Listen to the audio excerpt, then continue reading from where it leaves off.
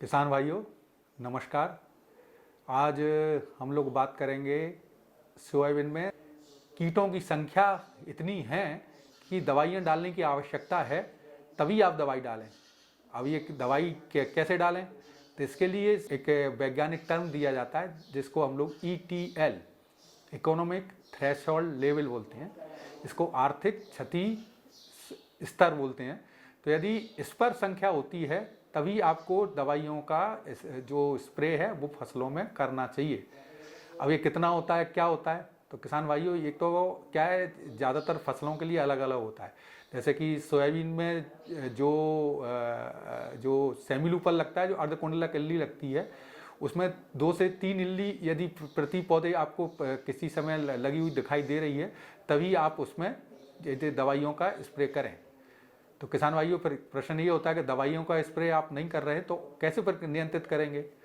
तो हम लोगों ने जो देखा है कि सोयाबीन में जो कीटों का प्रकोप बढ़ रहा है, इसका जो मुख्य कारण है, उसके 2 बड़े मुख्य कारण हैं। पहली बात तो जो मुख्य कारण है वो ये है कि इसमें बीज की मात्रा का अधिक इस्तेमाल। सोयाबीन में जो बीज की मात्रा है वो लगभग प्रति हेक्टेयर 80 से 85, 80-90 किलो है। 80-90 किलो मतलब 5 बीघा में बोना है। तो किसान भाई सामान्य तौर पे 80-85 बीघा नहीं बो के कई किसान भाई तो 150-2 कुंटल तक सोयाबीन 1 हेक्टेयर में डाल देते हैं बोने के लिए। इससे क्या होता है किसान भाइयों, इसमें उससे 1 हेक्टेयर में जितने पौधों की संख्या होनी चाहिए उससे 4 गुने ज़्यादा पौधे की संख्या होती है।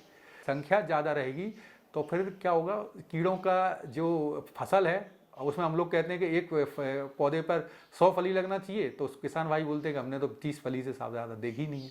तो ये इसके कारण होता है। इसलिए ये बहुत ज़रूरी है कि किसान भाई सही बीज की मात्रा का इस्तेमाल करें। इसका कारण एक ये भी हो सकता है कि किसान भाई जो घर के बीज का उपयोग करते हैं उसकी अंकुरण क्षमता चूँकि कम होती है, इसलिए किसान भाई ज़्यादा बीज डालते हैं। जैसे कि इस बार के सीज़न में देखा जा रहा है, इस बार जो फसल है सोयाबीन की, उसके लिए बहुत अनुकूल मौसम रहा है। तो उसके सोयाबीन की फसल बहुत अच्छी होने के कारण ये स्थिति पैदा हो रही है कि उसकी वेजिटेटिव ग्रोथ और पत्तियों की संख्या बहुत ज़्यादा है, जिसके कारण दवाई नीचे जा ही नहीं रही है। तो जिसके कारण ये है कि जो कीड़ों का नियंत्रण होना चाहिए 5-5, 4-4 स्प्रे के बावजूद नहीं हो पा रहा है।